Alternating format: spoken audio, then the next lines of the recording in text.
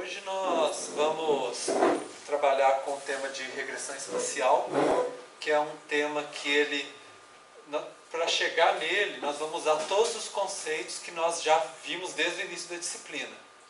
Então, retomando o que a gente começou vendo a questão das estatísticas descritivas básicas, né? Média, desvio padrão.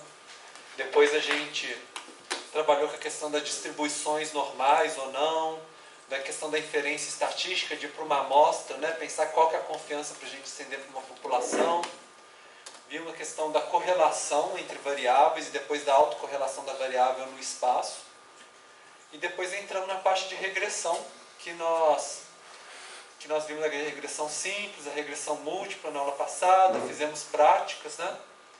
E agora a gente vai pensar como que a gente incorpora a questão espacial na regressão. Então vai ser um dos últimos conteúdos do curso, né? E talvez o conteúdo mais amplo que a gente vai ver até agora, que agrega mais conteúdos anteriores.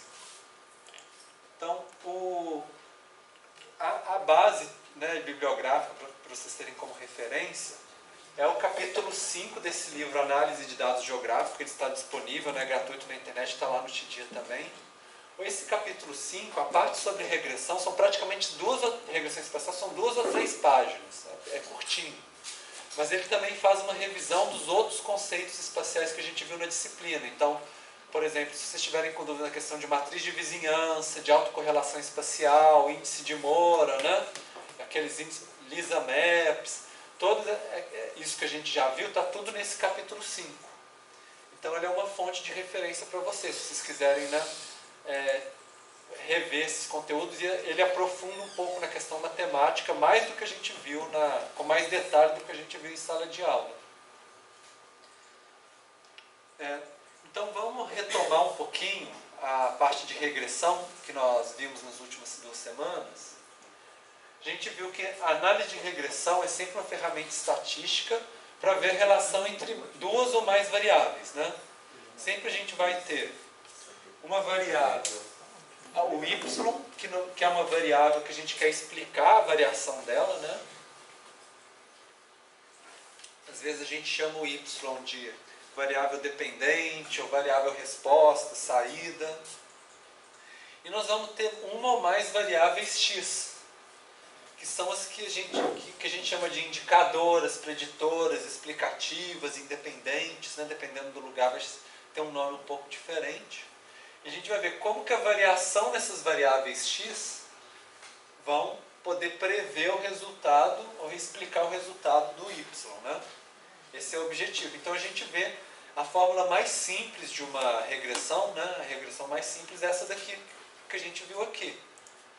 Tem um valor de x, a gente vai achar um número para o a e outro para o b, né? Que é a estimação do nosso parâmetro, que tendo um valor de x, a gente multiplica por esse, soma por esse e chega no valor do y. Essa é a regressão simples. Se tivesse, por exemplo, uma regressão múltipla, a gente teria, por exemplo, além do ax1, bx2, né? E assim por diante, vários x aqui, né? Mas essa seria a ideia mais básica da regressão, retomando um pouquinho que nós já vimos no curso. E qual que seria a metodologia até agora que a gente viu para fazer um modelo de regressão? Primeiro, vocês têm que selecionar e preparar as variáveis, que é um pouco o trabalho que vocês fizeram, né, com as bases de dados de vocês. Baixar os dados, colocar na tabela, né, preparar elas para poder utilizar. Depois a gente vai testar essas variáveis no nosso modelo e ver qual que acha uma maior relação com a variável y, né? Que talvez, às vezes, vai ser simplesmente colocar uma variável com a outra e testar a correlação. Outras vezes, a gente vai precisar fazer transformações. Por exemplo, transformar a nossa variável y para ela ter uma distribuição mais normal. Ou fazer se a gente identificar uma não linearidade de alguma variável em relação ao y, transformar essa variável x para ter uma relação linear, né? E aí, depois que a gente já fez essas transformações e achou o modelo que a gente achou o melhor possível com a nossa base de dados, a gente vai fazer um diagnóstico para saber se quão bom é esse nosso modelo que a gente chegou no final, né?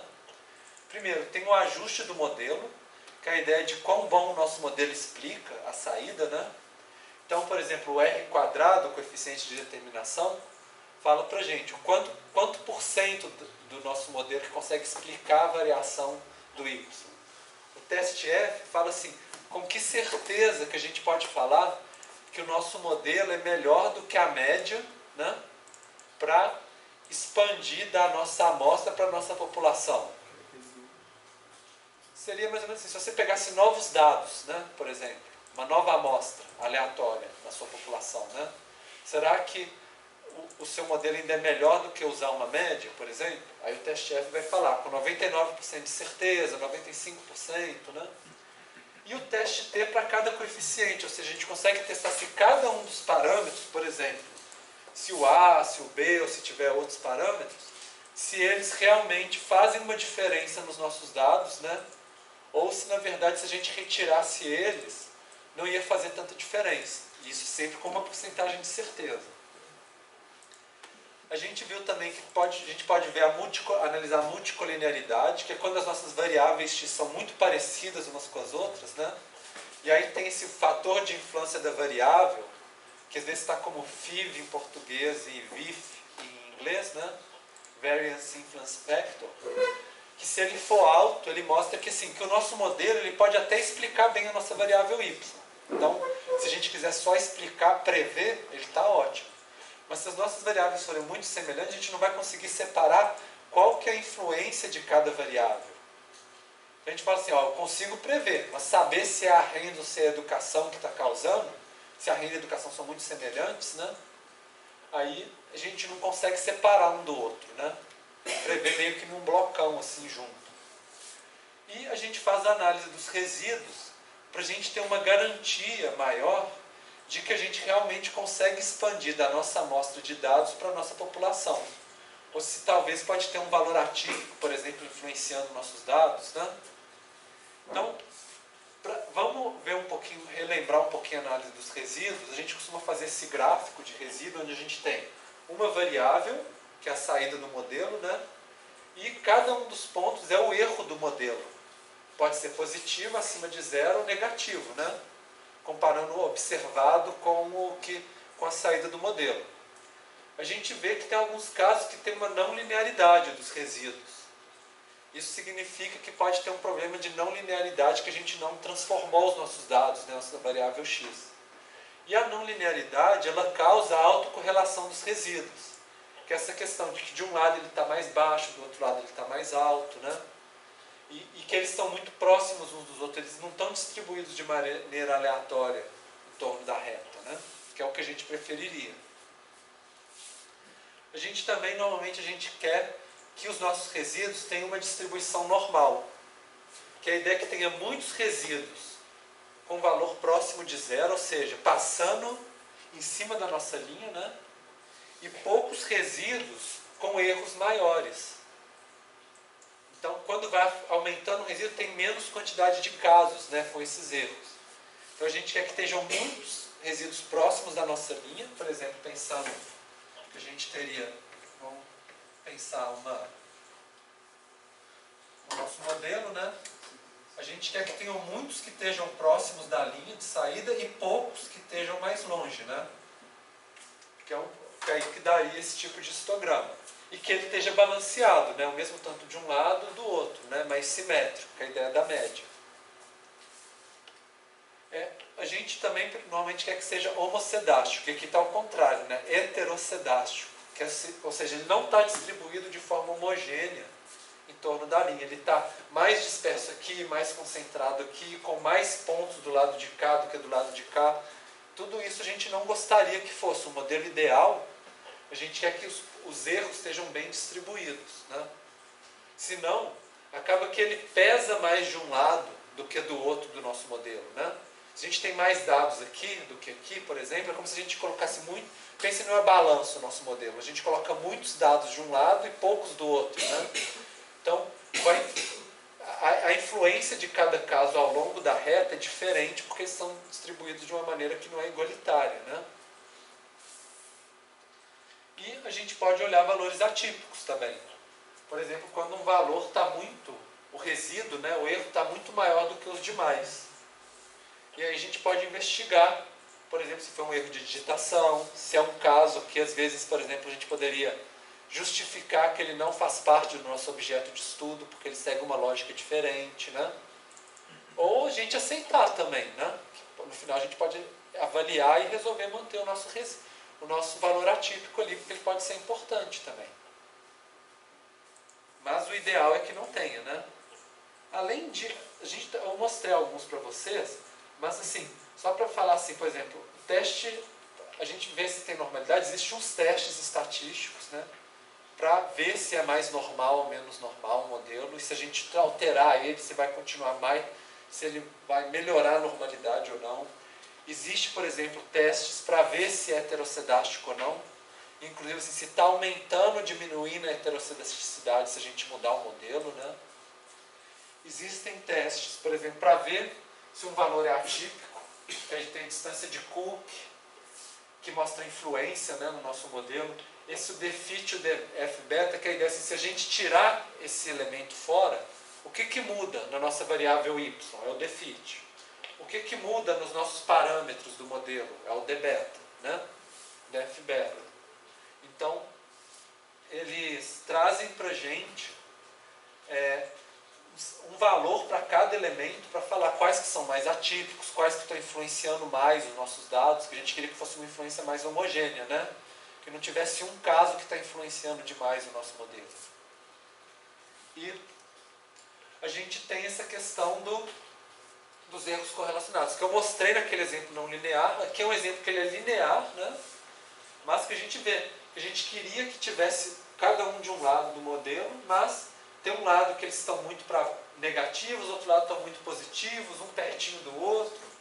Então isso não é uma coisa legal para o nosso modelo. A gente quer que eles estejam bem distribuídos, né? E aí tem o teste de Durbin-Watson, que vai testar se tem essa autocorrelação dos resíduos ou não. E aí, olhando assim, se o teste de Durbin-Watson ficar entre 1 e 3, que eu falei para vocês, né, a princípio o nosso modelo tá melhor, né? Eu precisei fazer um pouquinho, gente, esse repasse para vocês, para a gente recuperar o que a gente viu na semana passada, para a gente começar algo novo, né?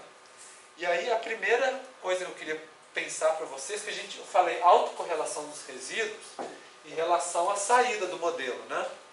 A gente viu autocorrelação espacial também, né?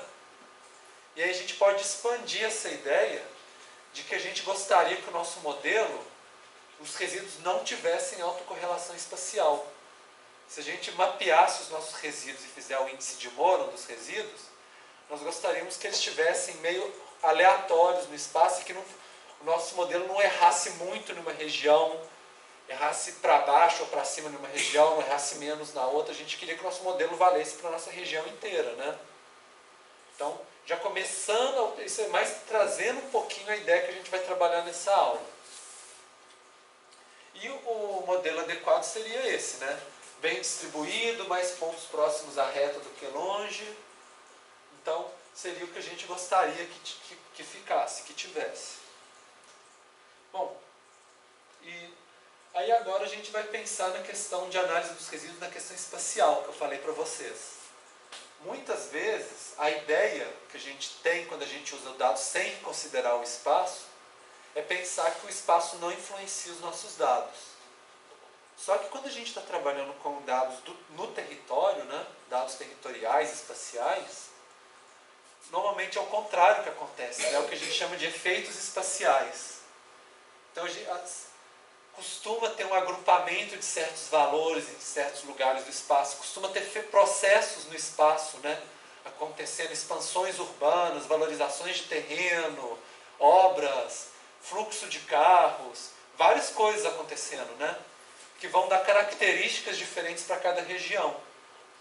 E aí são esses efeitos espaciais. E aí, assim, se a gente pega os dados só numa tabela e não considera o espaço, a gente está perdendo, está deixando de considerar esses efeitos espaciais. E se esses efeitos espaciais forem muito fortes? Aí, se o nosso modelo que não considera o espaço, ele vai ser um modelo muito ruim, né? Porque ele não consegue considerar o que está influenciando as nossas variáveis. Então, essa é algo que a gente vai se preocupar na aula de hoje. Então, por exemplo, como que a gente verifica isso? Se o nosso modelo ele tem efeitos espaciais ou não que não estão sendo considerados?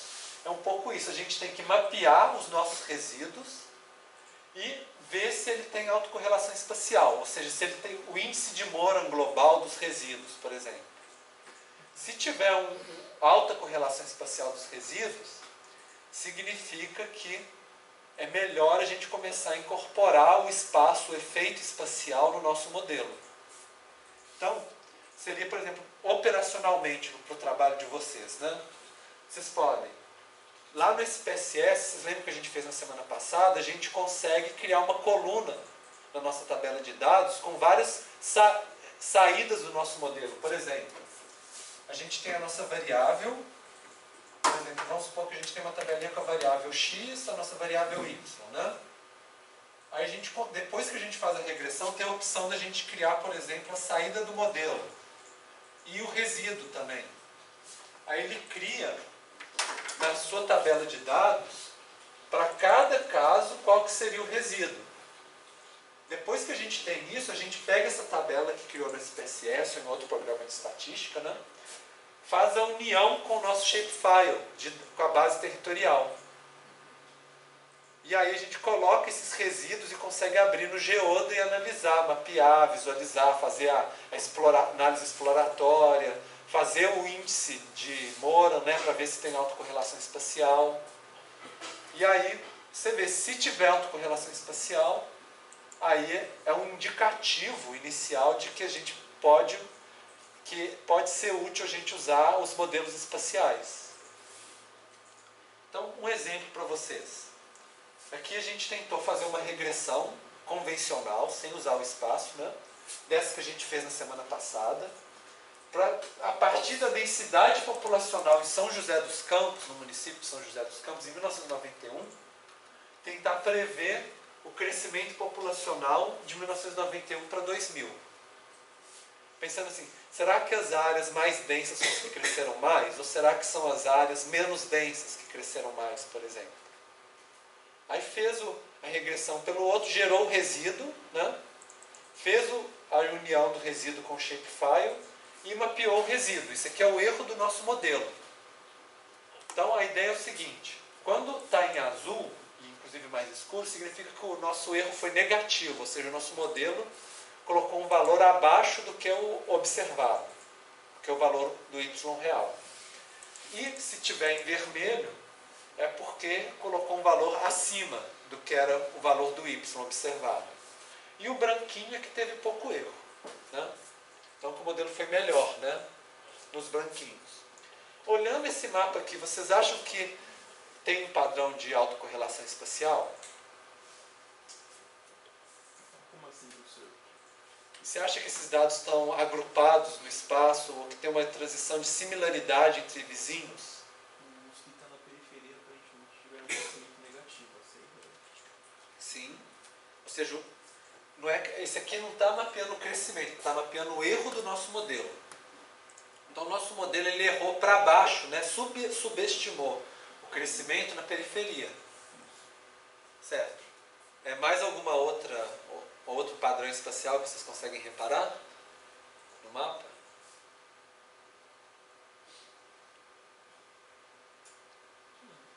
Não? Bom, da mesma forma que ele subestimou na periferia, aqui ele tem um grupinho que ele superestimou, né? E a gente tem uma transição que a gente poderia chamar gradual no espaço. Do superestimado, de repente passa para um que acerta mais ou menos e depois entra no superestimado, né? Tem uma mudança gradual também. Tudo isso são indicadores de autocorrelação espacial. E aí, quando a gente vê o resultado do índice de Moran, por exemplo, vocês veem que deu 0,45.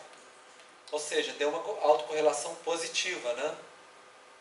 E se a gente faz um teste para ver se é significativo, ou seja, se isso foi por acaso, ou se na verdade a nossa população, com maior certeza, ela deve ser positiva, aí o teste de pseudo-significância foi significativo.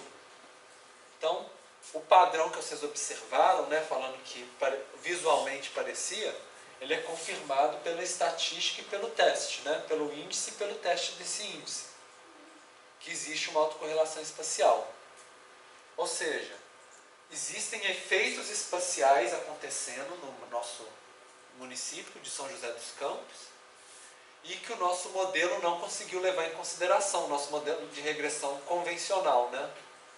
Então, como que a gente poderia melhorar os nossos dados? Porque, a princípio, a gente não quer que aconteça isso, né? Que se você pegar algo de um lado, você vai errar mais, em outro você vai errar menos. A gente quer que seja um modelo que ele é válido para a nossa região inteira. Então, é isso que eu estava falando. Não são independentes espacialmente, ou seja, tem uma violação das nossas premissas do nosso modelo, né? A gente queria que ele fosse aleatório o erro, a gente queria que ele fosse meio que baixo e aleatório ao longo do nosso mapa, que não acrescentasse muito de um lado, muito do outro, assim. Queria que fosse uma coisa que erro sempre vai ter, né, no modelo, mas que ele pelo menos não fosse concentrado em algumas regiões do mapa. E aí a gente pode falar assim que a nossa regressão convencional, então, ela não foi um bom modelo, né, nesse aspecto. E o que a gente pode fazer?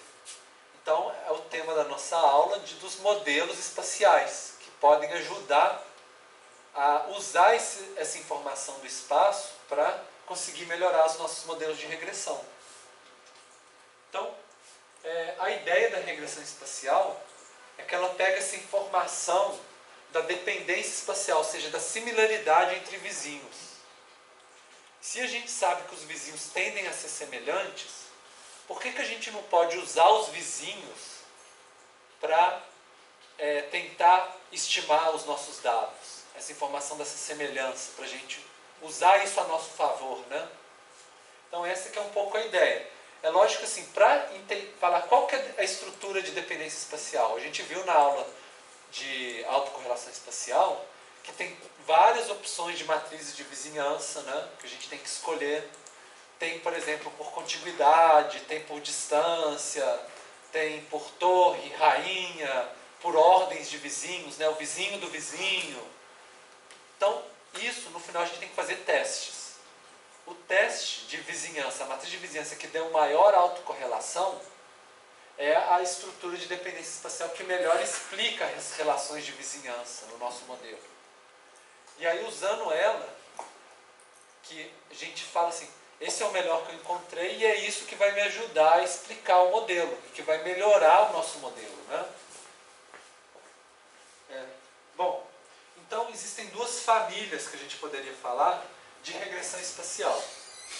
A gente tem as globais e as locais. Então, por exemplo, as globais, elas incluem no modelo de regressão uma estrutura de autocorrelação que ela vale para o nosso modelo inteiro. Vocês lembram do índice de Moran global e local? É muito no mesmo raciocínio. O índice de Moran global é o que é usado para regressão global. Ou seja, a gente pensar que tem uma relação, um índice só, que vale para o nosso mapa inteiro, né? Que explica o nosso mapa inteiro. Então, assim, em todo o nosso mapa, os vizinhos tendem a ser semelhantes nessa medida. Ou tendem a ser diferentes, né, em outra medida. Já os locais, a ideia é que a autocorrelação espacial varia em diferentes regiões do nosso mapa. Então, tem um lugar que os vizinhos podem estar muito semelhantes, tem outra região do nosso mapa que eles não estão, que eles são diferentes entre si. Tem uma que são os mais positivos, outro um agrupamento diferente, outro lugar que tem um outlier, por exemplo. Então, é quando essa autocorrelação ela varia ao longo do espaço, que aí a gente usa o índice local de Moran, né? Que são as duas contrapartes. Então, por exemplo, eu queria mostrar para vocês que são os objetivos, quando a gente usa a regressão global e a local, são muito diferentes. O global é quando a gente quer fazer global, ele pode ser tanto espacial quanto convencional, né? É o seguinte, os parâmetros que a gente usa, a gente quer que aplique para a nossa população inteira. Então é uma fórmula que porque a gente vai falar, com essa fórmula eu consigo prever o meu y no meu mapa inteiro, né? Já o local tem essa ideia de que cada estatística, cada lugar do mapa pode ter um modelo diferente. Ele vai variando ao longo do mapa. Conforme muda a autocorrelação, conforme muda os vizinhos, a gente pode fazer essa desagregação do nosso modelo para diferentes lugares. Então, assim, o global é sempre assim, uma estatística que vale para tudo e que não dá para mapear. Você não mapeia o índice global de Moura, né? Ele é um valor único para o mapa inteiro. Já para o local, a estatística ela pode ser mapeável. Lembra que a gente fez aquele Lisa Maps, né, que mostra como que cada elemento pode estar relacionado ou não aos vizinhos, né? Está mais ou menos. A ideia é fazer uma regressão também que gere índices que a gente consegue mapear e ver. E aí um pouco essa ideia que no global a gente quer achar similaridade entre os dados e no local a gente quer ver as diferenças. Qual que é a diferença entre a relação da variável x e y ao longo do mapa? Ela muda, por exemplo? Então é quase que o oposto um do outro, né? Então assim, o global procura leis ou regularidades e o local ele procura exceções, agrupamentos, hotspots, né? Ou seja, coisas diferentes no mapa. E aí assim, o global a gente tem a regressão clássica, porque ela não usa o espaço, mas ela vale para todos os nossos dados, né? Ou a gente vai ver nessa aula e na próxima aula o Spatial Lag e o Spatial Error, que usam também essas estatísticas globais, esses modelos globais. E no local, nós vamos ver dois tipos, que é o GWR, que é Geographically Weighted Regression, né? Regressão geograficamente ponderada, e o de regimes espaciais. Que aí eu vou explicar um pouco mais como que eles funcionam na aula de hoje, e a gente vai fazer também uma aplicação na aula que vem. Então, a premissa, né, que a gente tem, por exemplo, nos modelos globais, pensando assim, esses que tentam ver o nosso mapa como um todo, né, é o seguinte, que tem uma estrutura de correlação espacial e que a gente consegue resumir ela em um parâmetro, que talvez o que fica mais fácil para vocês entenderem é o índice de Moura, né, global. E aí tem duas alternativas, que é o modelo Spatial Lag e o Spatial Error. A ideia do Spatial Lag é a gente pegar os dados do vizinhos do nosso Y e estimar, para tentar estimar o Y. E a ideia do Spatial Error é usar a autocorrelação dos resíduos. Vocês estão vendo que são duas perspectivas diferentes. Uma a gente vê se o nosso variável Y, se os vizinhos são similares. E no Spatial Error a gente vê se os nossos erros, o erro do nosso modelo é similar no espaço ou não. Então, são duas possibilidades. Eu vou explicar elas com mais detalhe para vocês. Por exemplo, a do Spatial Lag seria mais ou menos essa questão, que a variável y é afetada pelos valores de y nos vizinhos. Então, a ideia seria mais ou menos essa equação aqui. A gente tem os nossos parâmetros do modelo, aqui está como x beta, mas na verdade poderia ser x1, x1 beta 1, x2 beta 2, x3 beta 3, né? Assim por diante, só que está resumido aqui. Tem um erro, porque todo modelo tem um erro, né, mesmo. Tem a nossa variável y que a gente quer prever, e aqui a nossa estrutura de autocorrelação espacial do valor y. Então vamos desagregar isso aqui. O ρ, que é esse pzinho aqui, que é a letra grega ρ, ela significa a nossa autocorrelação. Se ela é positiva ou negativa. Normalmente a gente usa o índice de Moura, né? Poderia pensar assim. Se ele for alto, significa que esse termo da equação vai influenciar muito o y. Se a autocorrelação for baixa, próxima de zero, por exemplo, aí esse termo vai afetar muito pouco e esse aqui vai afetar mais, né? Então, quanto mais alto for a nossa autocorrelação dos resíduos, mais esse termo aqui vai afetar o nosso valor. Mais os vizinhos, né, vão ser usados para explicar o nosso valor do y. E esse WI? O W é a informação da nossa matriz de vizinhança, que vai falar assim, quais são os elementos que são os vizinhos. Então, a matriz mais simples é aquela de 0 a 1, né? 1 se é vizinho, 0 se não é vizinho. Então, vai pegar só os que são vizinhos, ou que se dá o valor de 1. E o WY significa assim, pegar todos que são vizinhos, o valor do Y dos vizinhos, a média do Y dos vizinhos. Então deixa eu desenhar um mapa para vocês talvez imaginarem. Pensa assim, a gente tem um mapa com os polígonos, né? Supõe. Para cada um a gente tem um Y e a gente tem uma variável X também, no mesmo polígono, né? Na regressão convencional, a gente usa o X para prever o Y.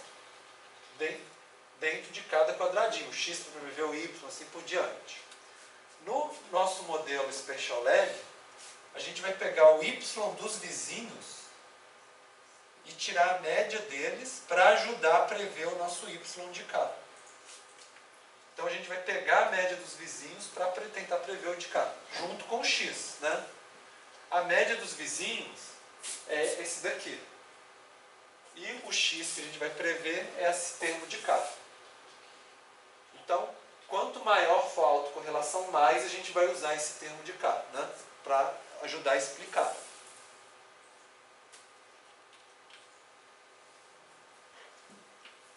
Então, para a gente pensar um exemplo aplicado, pensem, por exemplo, o valor dos imóveis, né?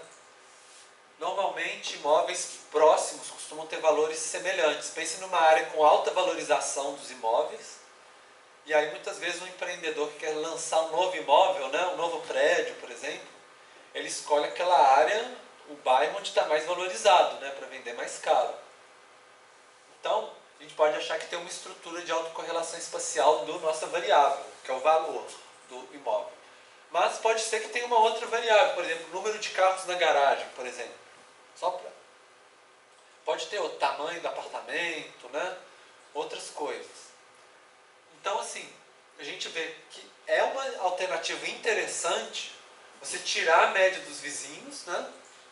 Ver os outros parâmetros, as outras características, para você estimar qual que é o valor que vale a pena você vender o apartamento. Pensando assim, de uma perspectiva mais imobiliária mesmo, né? No caso, seria qual o valor que é o máximo que você ganharia e o tanto que eles comprariam. Exatamente. Então, assim, existe esse tipo de cálculo, os empreendedores, né, costumam fazer esse tipo de cálculo. Eu trabalho numa imobiliária, eles têm um setor para isso. Só. Então, e alguns assim, fazem os modelos mais simples, outros mais complexos, né? Então, esse é um tipo de modelo que é bastante utilizado nesse setor, por exemplo. Que é de ver os valores dos vizinhos para você calcular o valor, né, que vai lançar. Bom, e o outro modelo é o Spatial Error, que ele pode ser semelhante em certo aspecto, mas a ideia que está por trás é muito diferente. É o seguinte, que na verdade, no nosso modelo, a gente tem algumas variáveis na nossa tabela, que são o X. Mas existem muitas outras coisas que estão afetando os nossos dados que a gente não consegue medir. Por exemplo, a gente tem os carros na garagem, a gente tem o valor dos vizinhos, mas a gente não tem, por exemplo, os assaltos na rua, por exemplo, essa informação. E isso vai influenciar o preço dos imóveis, por exemplo. Mas a gente não tem acesso a esse dado, né?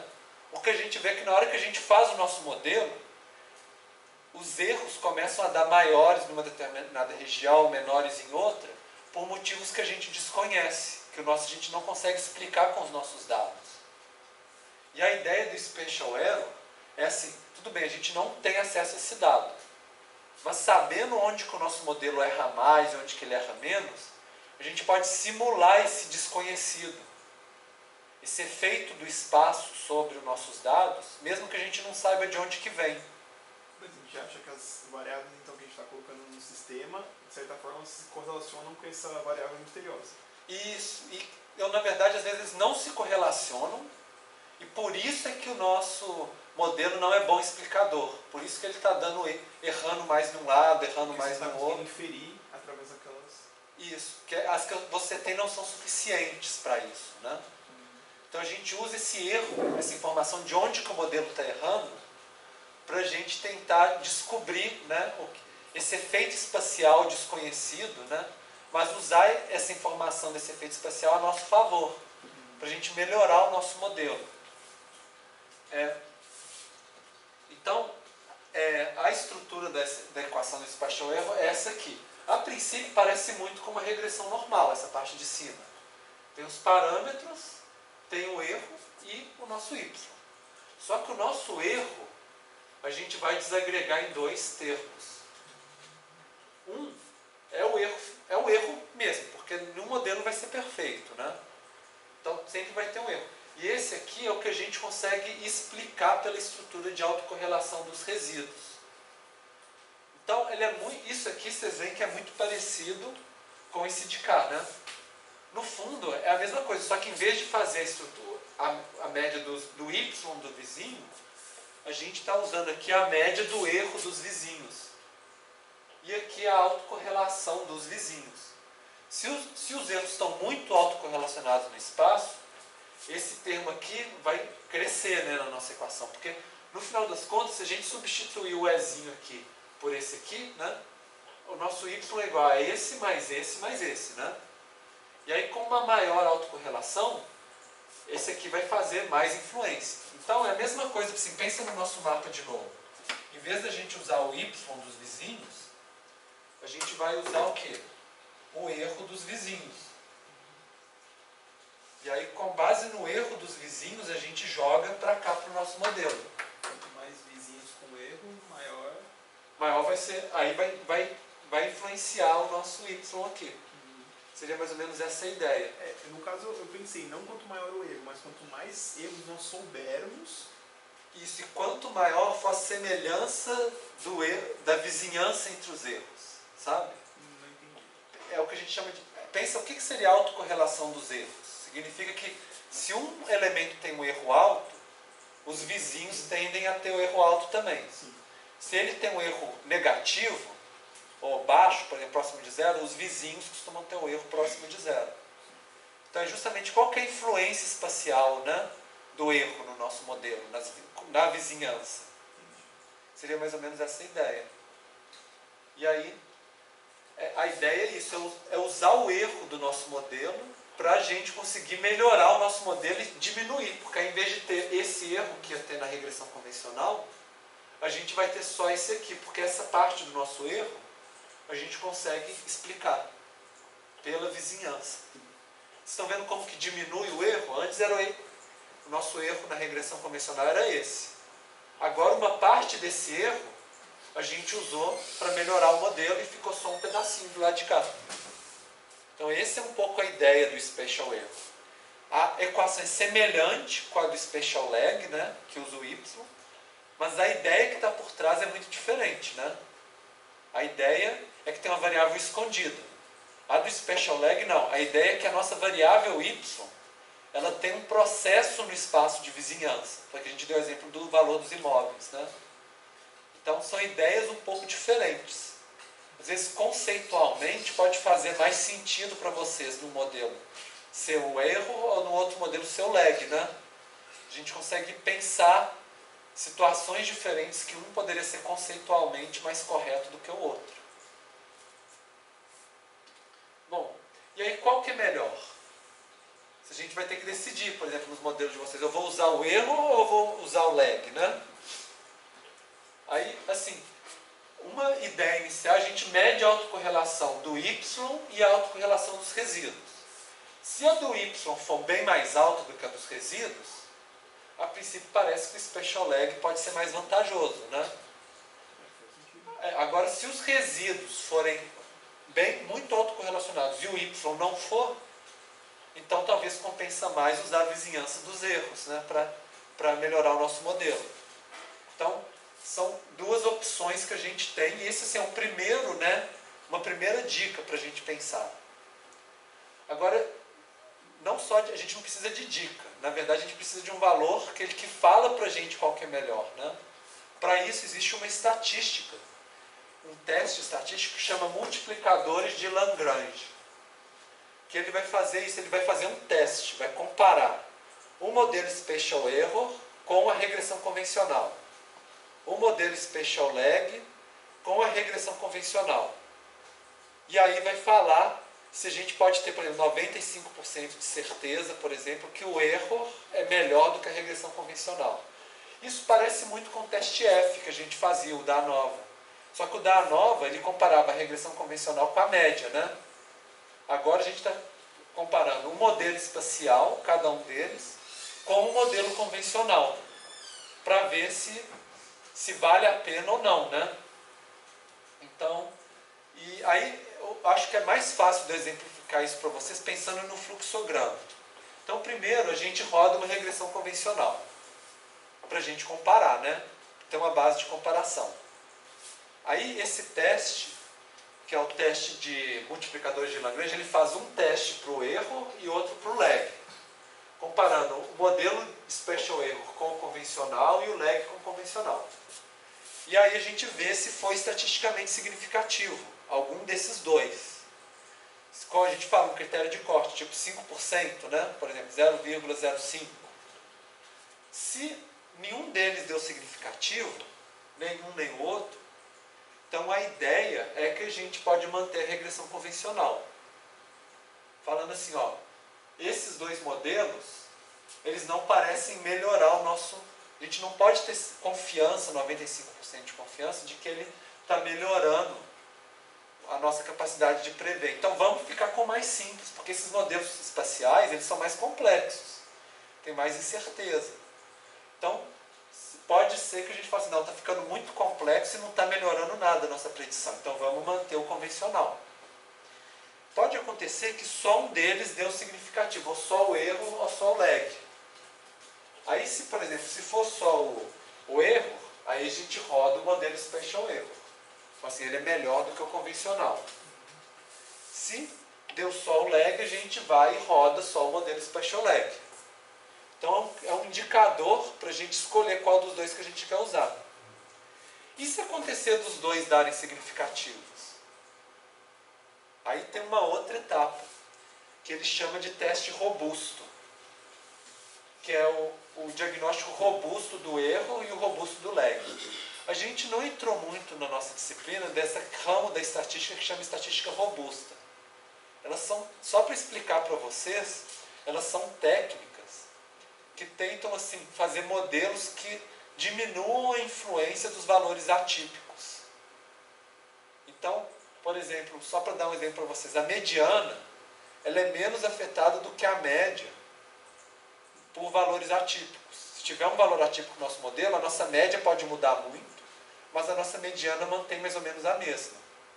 Então, por exemplo, certos modelos substituem as médias pelas medianas para criar um modelo robusto.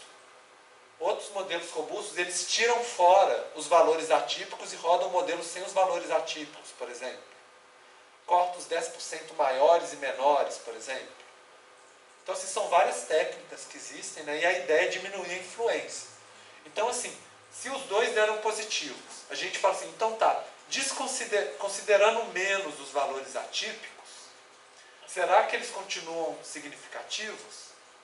E aí, assim, se o LMR robusto for significativo, a gente roda o special error. E se o LMR lag robusto for, a gente roda o special lag. Pensando assim, que pode acontecer de os dois serem significativos, mas depois só um deles ser significativo no teste robusto. E aí a gente tem um critério para usar um dos dois. E se os dois derem significativos aqui?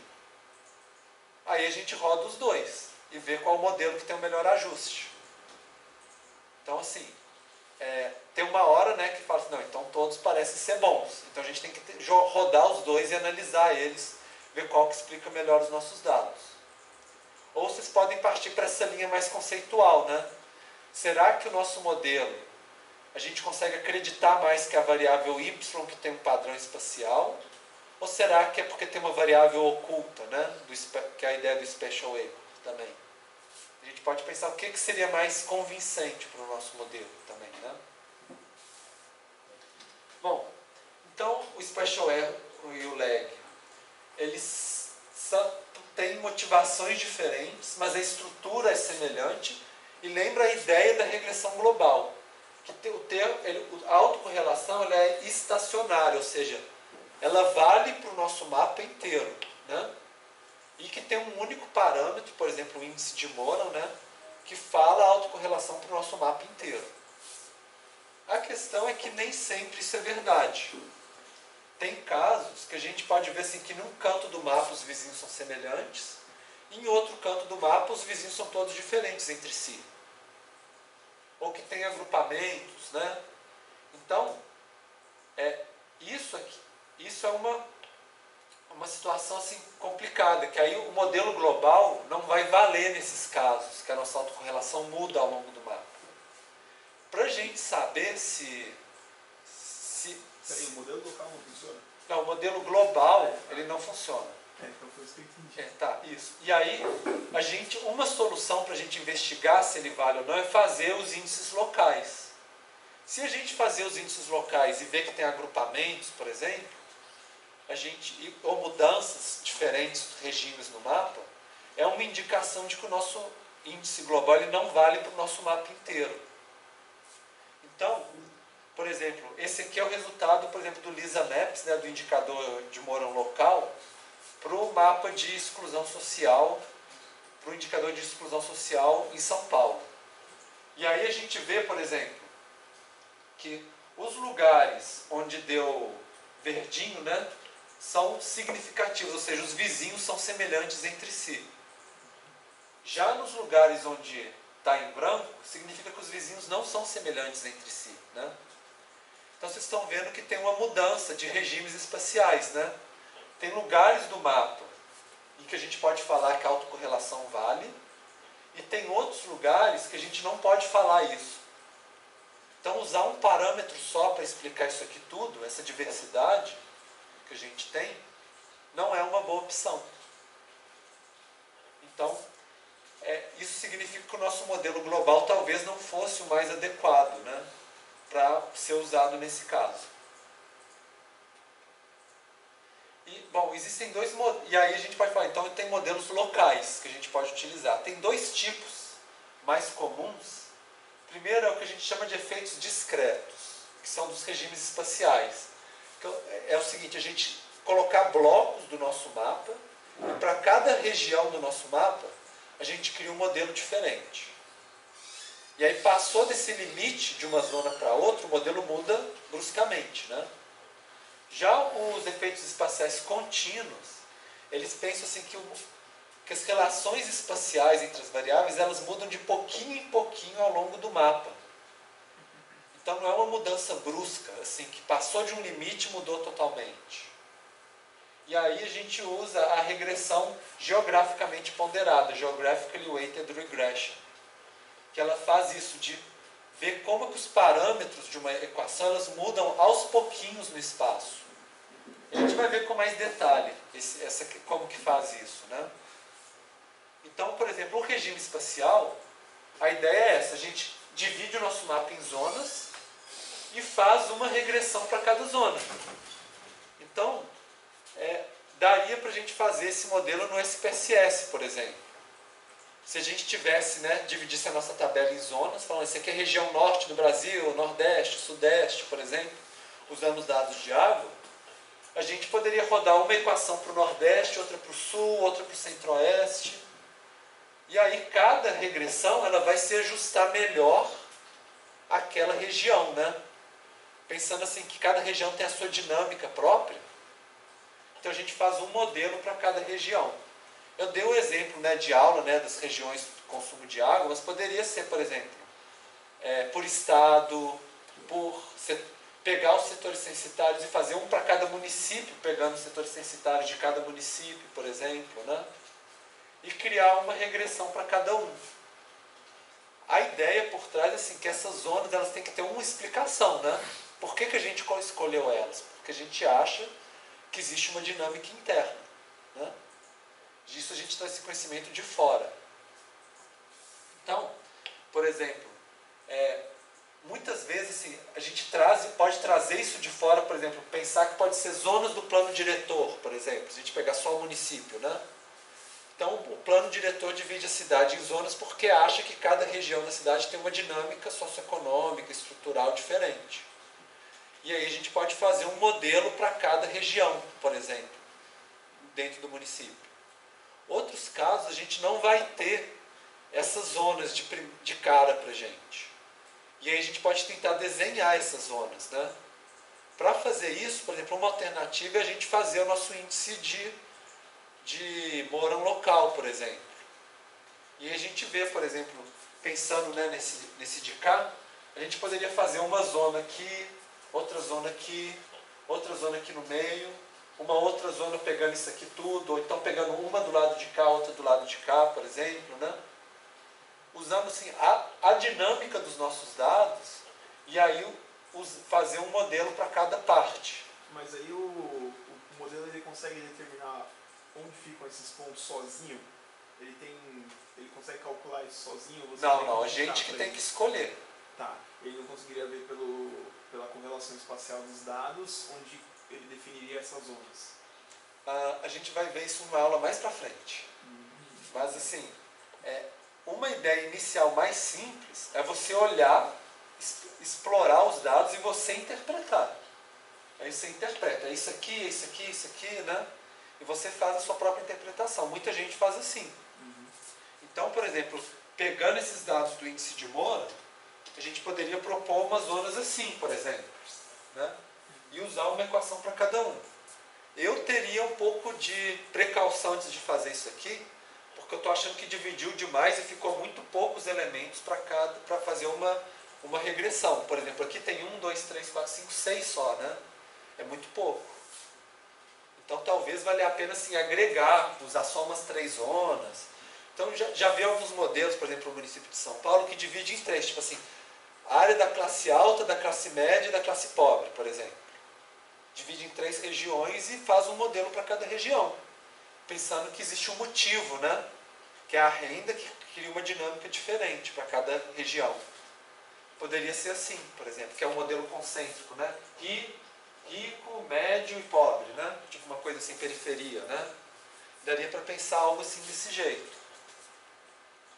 E existem técnicas mais avançadas, que a gente vai ver na semana que vem, que aí, por exemplo, existem técnicas de agrupamento e de regionalização, que aí é um pouco o que você tinha perguntado, que eles tentam definir regiões ótimas, com dinâmicas diferentes.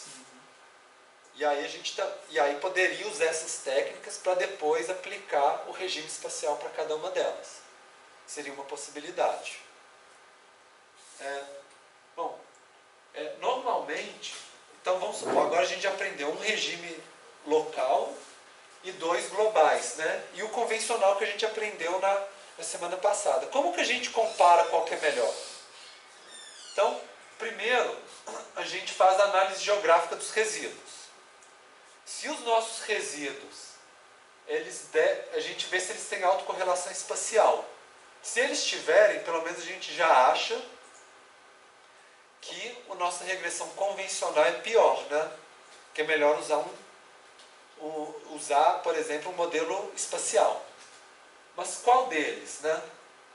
Então, a primeira coisa a gente pensar, vamos usar o coeficiente de determinação, R2. O que conseguir explicar melhor a variável y é o nosso melhor modelo. Essa é a nossa primeira ideia, né? Só que, na verdade, não é só isso que a gente tem que levar em consideração. Porque os modelos eles são tão diferentes uns dos outros, a gente viu que do global para o local, né, é outra filosofia, né? Um você quer ver regularidade, outro diferença. Que na verdade a gente precisa de. O R quadrado, ele não leva muito essa consideração da complexidade do nosso modelo. Então, para comparar, tem um indicador que chama AIC, que é o critério de informação de Akaik, que ele é como se fosse o critério que a gente consegue comparar modelos muito diferentes uns dos outros, porque ele leva em consideração o tanto que o modelo explica e a complexidade do nosso modelo. Ele cria uma penalidade. Quanto mais complexo, menos a gente vai considerar a relação da explicação. Então a gente quer modelos simples que explicam muito. Essa que é a ideia. Então, assim, quando a gente usava, por exemplo, pegava o modelo de regressão no SPSS, falava assim, se eu acrescentar uma variável, o que acontece, né? se eu diminuo uma variável, muitas vezes a gente estava querendo ver o efeito no R². Quando a gente quer comparar modelos muito diferentes, por exemplo, o espacial e o não espacial, ou um global e um local, aí a gente já usa esse AIC, que ele é mais correto para a gente comparar um modelo com o outro. Então, a ideia é a gente utilizar esse critério de informação arcaica para ver qual que é o modelo que é melhor. Então, eu vou dar um exemplo para você. Suponha, um modelo hipotético, que a gente está querendo em São José dos Campos estimar a expectativa de vida, a longevidade, por base na renda. Aquela ideia, né, que quanto mais rico, consegue pagar melhor serviço de saúde, né, consegue pagar maior educação e tudo, e consegue viver mais. A gente testou 3 modelos, suponho. O convencional, a regressão simples, um spatial lag, que leva em consideração a vizinhança da longevidade, e um regime espacial. Dividimos em algumas zonas para ver se o nosso modelo explica melhor. Aí, com o R2 ajustado, porque o ajustado ele já leva uma penalidadezinha com complexidade do modelo, mas a penalidade é só o número de parâmetros, né? A gente vê que a regressão simples deu 0,28, ou seja, ela explica 28% da variação da longevidade, a renda, né? O spatial lag, olha, 0,58. Aumentou a explicação. Mas vamos supor que dividindo em zonas, em média, os nossos modelos tiveram um R² de 0,8. Então, aumentou bastante, né? Então, assim, a primeira coisa já fica tentado, vamos pegar o que explicou melhor. Mas a gente não pode usar só isso como base de comparação. O que eu falei para vocês, a gente tem que usar o critério de informação de Arcaic, que ele leva em consideração a complexidade dos modelos. E aí a gente sempre quer pegar o que tem um valor mais baixo. Quanto mais alto, pior é o modelo. Então deu 379, o simples. O Special Lag 306, ou seja, diminuiu, né, melhorou. E o regime espacial 260. Então de regime espacial foi o melhor. Normalmente, quando muda o coeficiente de determinação, R², o de Arcaic muda inversamente. Mas, às vezes, quando muda muito pouco, aí o critério que vai falar que vai estar mais alto que o outro vai ser a questão da complexidade do modelo. Então, a gente escolhe o modelo por esse aqui e depois a gente avalia se o nosso modelo explica bem ou não pelo de cima. E o que aconteceu com o índice de Moura dos resíduos? Na regressão simples, era 0,62. Então significa que tem uma autocorrelação muito alta dos nossos resíduos. Isso é algo que a gente considera ruim, né? Ele está errando em diferentes regiões. Quando usou o Spatial Lag, olha o que aconteceu com a autocorrelação espacial. 0,01 ficou quase próximo de zero, ou seja, quase não tem mais autocorrelação espacial nos nossos resíduos, né? Então, ou seja, essa relação de vizinhança entre os resíduos, ela praticamente sumiu com o Spatial Lag. E com o regime espacial também ficou muito baixinho, talvez um pouco pior do que o do Spatial Lag, né? Mas assim, se eu fosse escolher, eu ainda preferia o regime espacial, porque melhorou a explicação muito mais, né? E assim, entre 0,01 e 0,02 é muito pouquinho. Se a gente fizesse o teste de significância do índice de Moura, provavelmente ambos não iam dar significativos. Iam falar assim, provavelmente é mais fácil que não tenha autocorrelação espacial nesses dados. Isso que deu de 0,001 pode ser meio que aleatório mesmo, né, dos dados. E agora, enquanto esse aqui provavelmente ia dar significativo, né? Que não é aleatoriamente que deu esse valor tão alto. Tem algo no espaço, tem um efeito espacial, né, que está causando isso. Então a gente vê como que a gente compara um com o outro. E se fosse outros modelos, não tem problema, a gente sempre usa o critério de informação de Arcaic.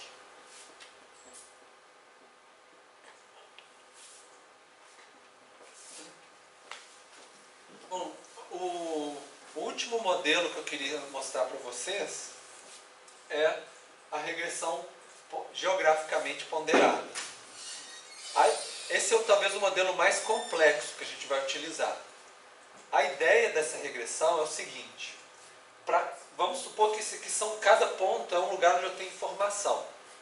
Poderia ser um dado de pontos, por exemplo, imóveis, por exemplo, ou a gente poderia pensar que são um centro de polígono, né?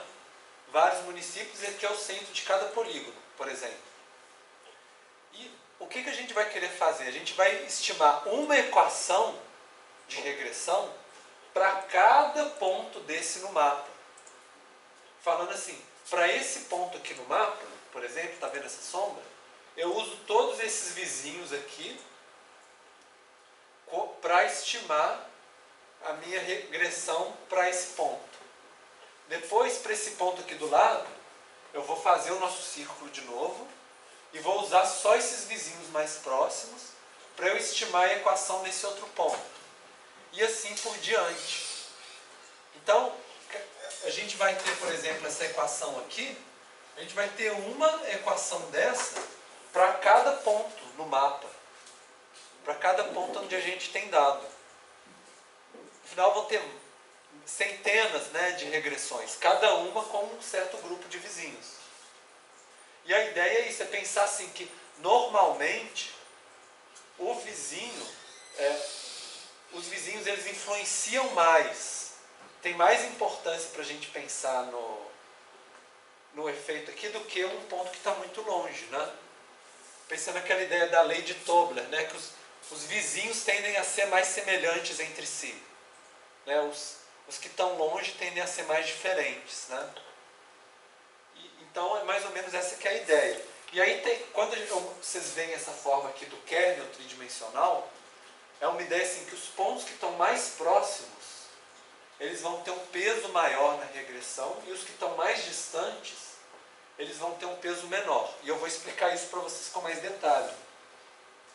Então vamos ver primeiro essa questão assim. Cada elemento dos nossos dados, da nossa tabela, né, ele agora vai receber uma equação diferente, ou seja, um valor do parâmetro do beta-x. Então o beta ele vai mudar para cada linha dos nossos dados, né, pegando sempre o valor dos vizinhos. A gente coloca esse izinho aqui é justamente para falar isso, assim, linha 1, linha 2, linha 3. Então, o Y1, Y2, Y3, cada um vai ser uma linha dos nossos dados, um caso, né? E vai estimar uma equação para cada caso. E aí, lógico, sempre vai ter um erro também para cada caso, né? Baseado nos vizinhos. Isso é diferente da nossa equação convencional. Isso para ilustrar para vocês, assim, lembra que eu falei, a local, ela ajusta cada ponto do mapa, né? Para a gente poder mapear, inclusive. A global era uma equação que valia para todos os nossos elementos, para toda a nossa amostra, né? É muito diferente, assim. E aí, assim, e a ideia da regressão geográfica é pensar assim, essa relação dos parâmetros, ou seja, a relação do x com o y, ela pode mudar em diferentes regiões do nosso mapa. É um pouco essa que é a ideia que está por trás. Então, para cada ponto, né, a gente vai criar uma equação. E aí, para estimar essa equação em cada ponto, a gente vai usar os vizinhos dentro do que a gente chama de função de kernel. O kernel é justamente esse formato da montanha aqui. Que se a gente tivesse em 2 dimensões, seria mais ou menos assim. Pensa o seguinte, a gente quer estimar a equação para esse ponto, que a gente tem o dado, né? Aí a gente tem um vizinho aqui e outro vizinho aqui. O vizinho que está mais próximo, a gente segue aqui na nossa função e viu que tem uma influência alta. O vizinho que está mais longe, a gente vê aqui na nossa função matemática e vê que ele tem uma influência baixa. Então ele vai ter um peso menor do que esse vizinho aqui que está pertinho. Como que define essa função? Tem várias funções matemáticas, gaussiana, quadrática, triangular. Normalmente o resultado de escolher uma delas não faz muita diferença no modelo final. O que faz diferença é se a nossa montanha ela é curta ou se é larga. E aí eu vou mostrar para vocês como que seria esse efeito. Por exemplo, se a gente escolhe um raio curto, ele vai pegar um certo número de vizinhos, né? Se a gente escolhe um raio longo para o nosso kernel, ele vai pegar uma área maior no mapa, né? Então, a forma mais simples nesse tipo de regressão é a gente escolher um valor fixo para o nosso raio do kernel, né? Para a nossa montanha. E aí a gente vai escolher, vai ser, quanto maior vai ter mais vizinho, quanto menor vai ter menos. Só que tem algumas regiões do nosso mapa, olhem para esse mapa aqui que eu mostrei aqui para vocês. Parece que essa região aqui está mais concentrada do que a de cá, né? Os pontos. Então, se a gente usar esse raio aqui ele pega uma quantidade boa de vizinho. Mas se a gente pegar esse mesmo raio e jogar aqui, ele vai pegar muito poucos vizinhos, né? Para isso tem uma outra técnica que a gente chama de largura adaptativa. Que é o seguinte, para cada ponto do nosso mapa, que a gente vai estimar, ele vai colocar um kernel de largura diferente. E o critério para essa largura é a quantidade de vizinhos que a gente quer. Então, se a gente falar assim, faça um kernel que incorpore pelo menos 6 vizinhos. E aí, se aqui está mais disperso, no lado de cá, ele vai ficar um raio maior para conseguir pegar 6 vizinhos. Sempre que tiver essa variação na densidade ao longo do mapa, talvez o adaptativo é melhor. Vamos pensar, por exemplo, no mapa de municípios do Brasil. A densidade de municípios no Sudeste é muito diferente do Norte do Brasil, né? Se a gente usar um raio que pega 20 municípios no Sudeste do Brasil e usar esse mesmo raio na região Amazônia, talvez não vai pegar vizinho nenhum. Então, uma largura adaptativa, talvez no mapa do Brasil fosse mais interessante por município. Mas é um modelo mais complexo. Normalmente ele demora mais tempo para rodar. Quando é fixo, para o computador é mais rápido, né? Para o adaptativo, às vezes você vai ter que esperar 20 minutos, 30 minutos para rodar a regressão, por exemplo, né? Porque ele vai ter que fazer mais cálculos. Vai ter que ir testando, né, o valor até achar a quantidade de vizinhos. Mas se a pessoa puder esperar, às vezes o adaptativo costuma dar um resultado melhor, no final das contas. Bom, e agora vamos tentar assim, comparar essa questão do local com o global. A gente já viu que o R², ele dá uma ideia para a gente, mas que o critério de formação de Akai que é o melhor, né? Para a gente fazer essa decisão. O GWR ele vai dar o de formação de Akai, mas ele também vai dar, o que a gente vai usar, um que chama de Akai corrigido, esse Czinho aqui. Ele é como se fosse um aprimoramento do critério de formação de Akai, que o critério de formação de Akai ele pega a explicação e a complexidade. E com esse Czinho aqui, ele pega também a quantidade de elementos do nosso modelo. Isso principalmente numa questão da teoria estatística, que eu comecei a falar para vocês. Vocês lembram da distribuição de Student? Que é uma distribuição quando você tem poucos dados, né? Então, quando você tem poucos dados, ele faz um ajuste no critério de formação de Akai, falando assim, ó, traz uma penalidade porque você tem poucos dados. Quando você tem mais de 120 casos, aí esse UICC é igualzinho o critério de formação de Akai normal. Mas quando tem menos de 120, ele faz um ajuste que torna ele mais correto para a gente comparar um modelo com o outro. Essa é um pouco a ideia que está por trás. Então, quando a gente tem um programa que ele consegue gerar o corrigido, a gente costuma preferir usar ele. Nem todos os programas geram esse dado. Alguns geram, outros não. Se a gente tem só o AIC, aí a gente usa só o AIC. Se a gente tem o corrigido, melhor ainda, né?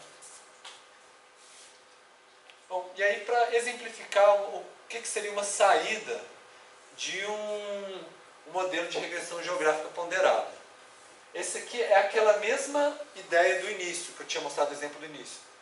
Tem a densidade de São José dos Campos, a gente quer calcular qual que é a influência no crescimento, né? Só que agora, no GWR, a gente vai fazer uma equação que vai ter um parâmetro diferente, por exemplo, o nosso beta o nosso parâmetro que multiplica o x, ele vai variar ao longo do mapa, dependendo dos vizinhos. Então, vocês estão vendo essa legenda aqui? Significa o seguinte: em uma região do mapa, um aumento na densidade gera, por exemplo, um valor entre -2 e -3 no crescimento populacional. Já nessa outra região do mapa mais escura, -33 a -14.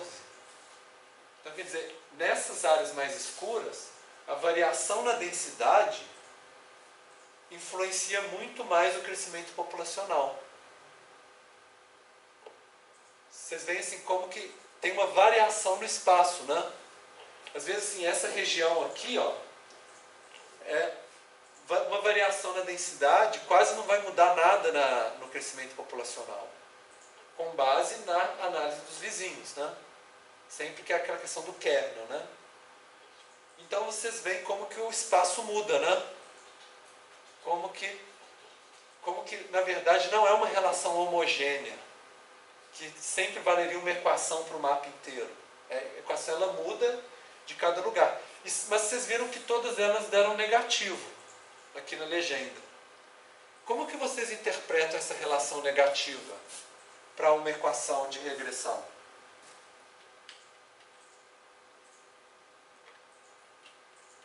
Hein, gente? Como que vocês interpretam? Uma equação de regressão anual. Isso. Coeficiente negativo.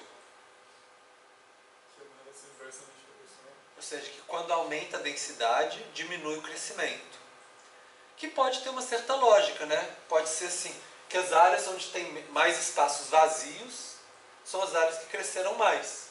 Porque as áreas que já estavam muito densas acabaram não crescendo, né?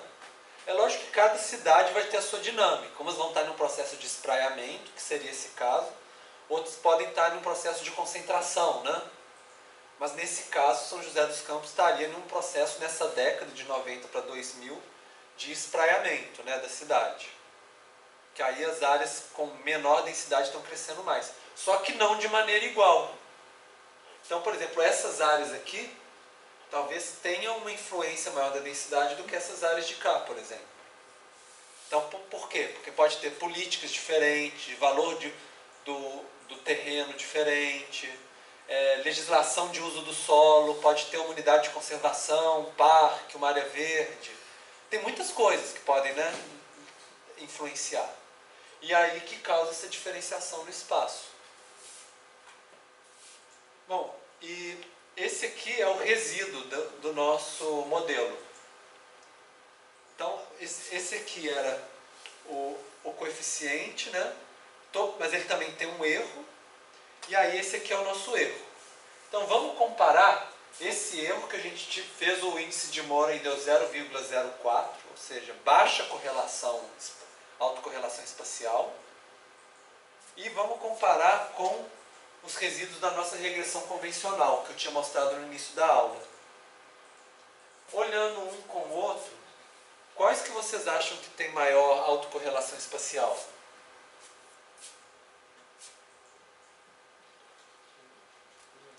Primeiro, né, o da direita. E visualmente parece mesmo, né? Você vê os agrupamentos mais claros, né? Sendo que aqui você vê assim, muitos assim, vermelho do lado de azul, branco no meio misturado, né? Não parece ter um padrão espacial tão claro assim. E é mais ou menos o que a gente gostaria que tivesse nos nossos dados. Porque erro sempre vai ter, todo modelo, né? Mas o que a gente queria era resolver esse problema de cá. Que em certas regiões o erro era sempre negativo, em certas regiões o erro era sempre positivo. Aqui o erro está aleatório. Pensa que é o mesmo conceito do mapa de resíduos. Lembra que o gráfico de resíduos, que a gente tinha o gráfico e a gente queria que ficasse aleatório ao longo da reta, né?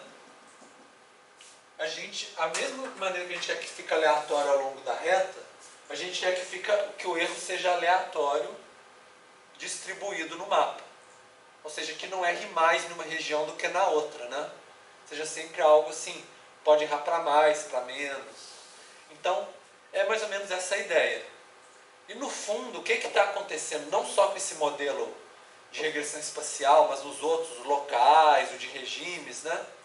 O que a gente está fazendo? A gente está usando essa informação que existia da autocorrelação espacial e está usando essa informação a nosso favor para melhorar o nosso modelo. Por isso que depois que a gente usa a relação espacial, ela desaparece no resíduo. Porque a gente usou essa informação de similaridade, de mudanças, né, também, para a gente melhorar o nosso modelo. É isso que está por trás da ideia da regressão espacial. E aí eu queria voltar no primeiro exemplo que a gente deu no primeiro dia de aula. Só que agora vocês têm elementos para entender melhor. Que é aquela ideia. Tem a renda, quer estimar o consumo de água. Primeiro olhando cada variável em separado, sem ser a relação entre elas.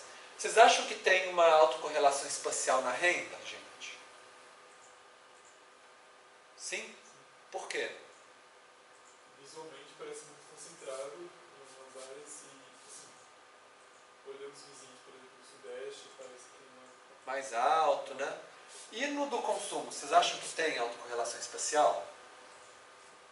Ainda sim, mas um pouco menos. Um pouco menos. A gente tem uns pontinhos assim com cor diferente, né?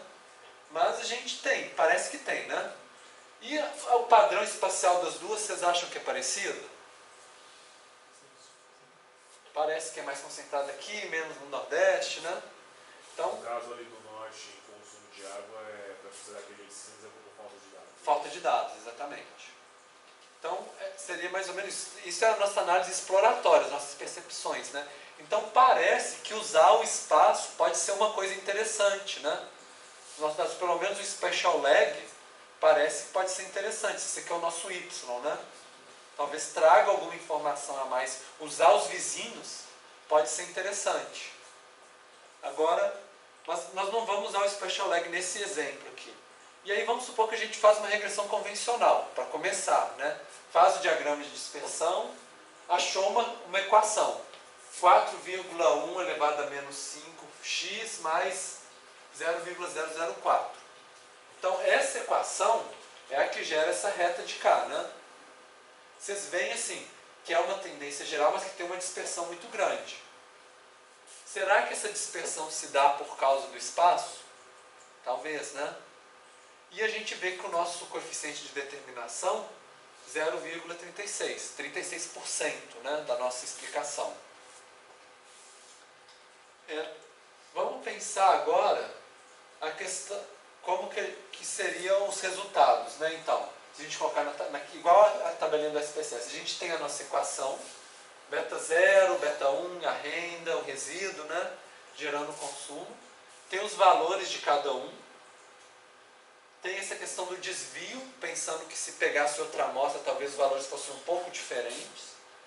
Tem o nosso coeficiente de determinação e o nosso teste F, que deu um valor muito alto e significativo, no caso, né? Melhor do que a média, então, pelo menos. Só que a gente pode tentar usar o espaço. E aí a gente faz a regressão geograficamente ponderada. Ou seja, é a mesma equação que a gente utilizou aqui. Só que ela vai ser uma para cada município. Por isso é que entra o izinho aqui, ó, tá vendo? O izinho é porque fala assim, é uma para cada município. Para cada município eu pego os vizinhos e estimo a nossa equação. E aí a gente pode mapear, igual a gente viu para São José dos Campos, a influência da renda no consumo. Ou seja, os mais escuros é quando uma mudança na renda causa uma mudança muito grande no consumo. E o mais claro, que a gente tem umas regiões mais claras, se aumentar muito a renda, o consumo quase não muda. Então a gente vê como que a variável, a influência muda no espaço, né?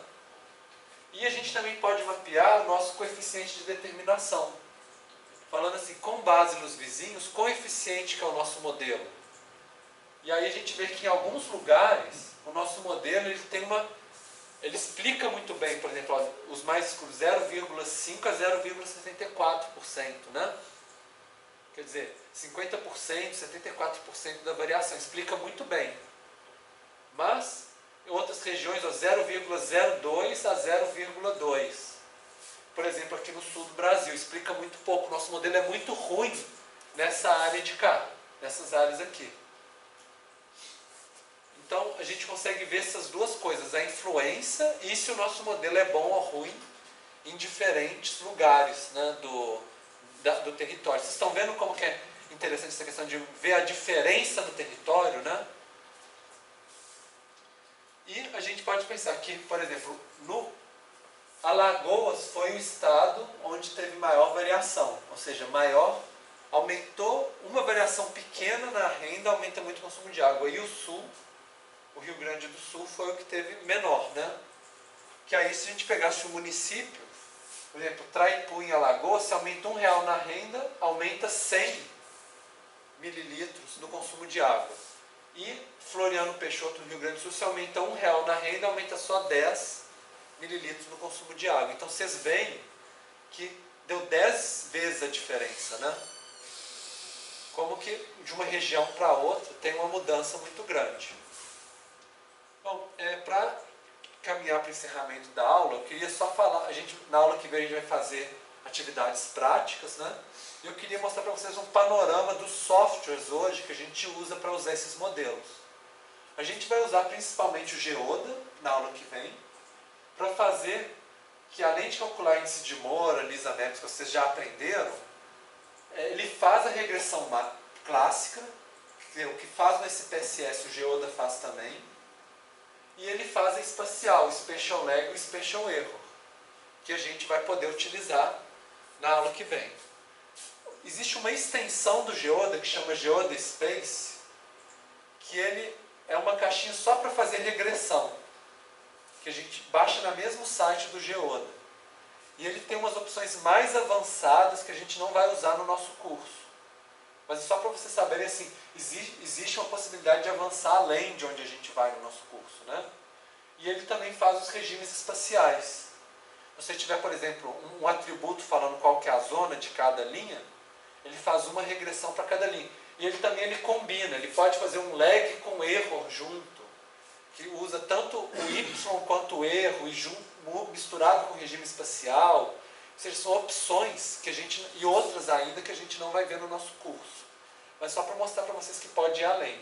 A gente vai usar o GWR também, que é o programa mais utilizado para regressão geográfica ponderada. Mas assim, para falar para vocês, o QGIS, ele tem algumas coisas também. Por exemplo, pelo SAGA, que acessa pela caixa de ferramenta, ele faz regressão clássica, GWR, regimes espaciais.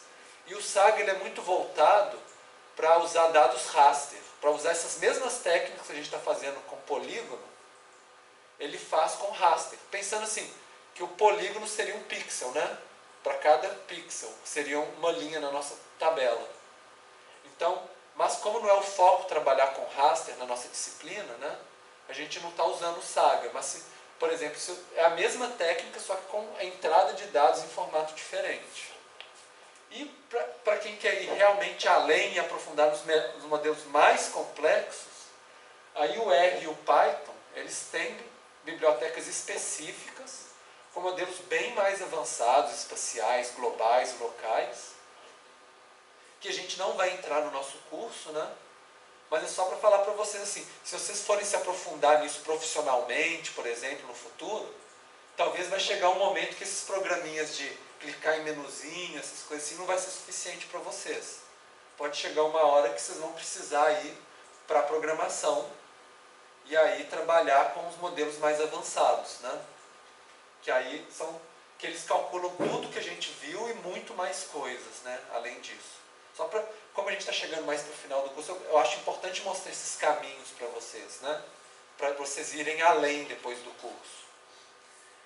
E bom, na aula que vem a gente faz a regressão a prática de regressão para a gente aplicar o que a gente viu nessa aula.